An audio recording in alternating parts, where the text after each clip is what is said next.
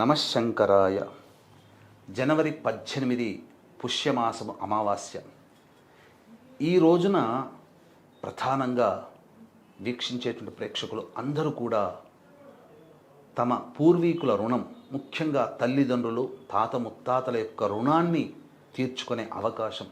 మనకు 5,000 నోట్లోకి పోతున్నాయంటే వాళ్ళు చేసిన పుణ్యకర్మల ప్రభావమే. ఇదంతా మనం పొందే భోగభాగ్యాలన్నీ వాళ్ళు పంచిపెట్టిన అదృష్టమని గుర్తుంచుకోవాలి. కాబట్టి విధిగా మహాలయ అమావాస్యకి ఎంత గొప్ప ప్రాధాన్యత ఉంటుందో ఈ పుష్య అమావాస్యకి కూడా ఉంటుంది.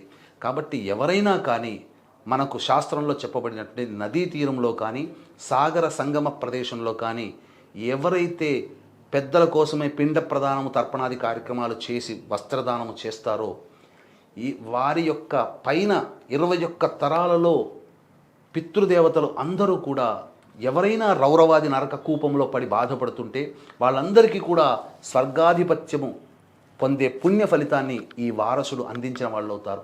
ఇంతటి అవకాశాన్ని ఎవ్వరూ మిస్ చేసుకోకండి. జనవరి 18 పుష్యమాసము అమావాస్య రోజున అవకాశం ఉంటే మీరు చేయండి.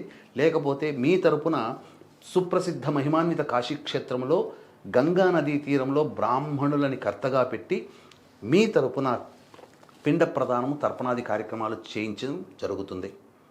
అలాగే ఈ ఆదివారం అమావాస్య పుష్యమాసము అద్భుతమైన రోజు కాబట్టి సాయంకాలం 7 గంటలకి సర్వదోష నివారణ పూజలు హోమాలలో భాగంగా ప్రత్యంగిర, బగలాముఖి, రాజశ్యామల, వారాహి, ధూమవతి, శనీశ్వర, అలాగే కాలభైరవ, మృత్యుంజయ, సుదర్శన, లక్ష్మీ హోమాదులు జరిపించి శక్తిపాతము చేసినటువంటి కరుంగలి మాల ఇవ్వడం జరుగుతుంది.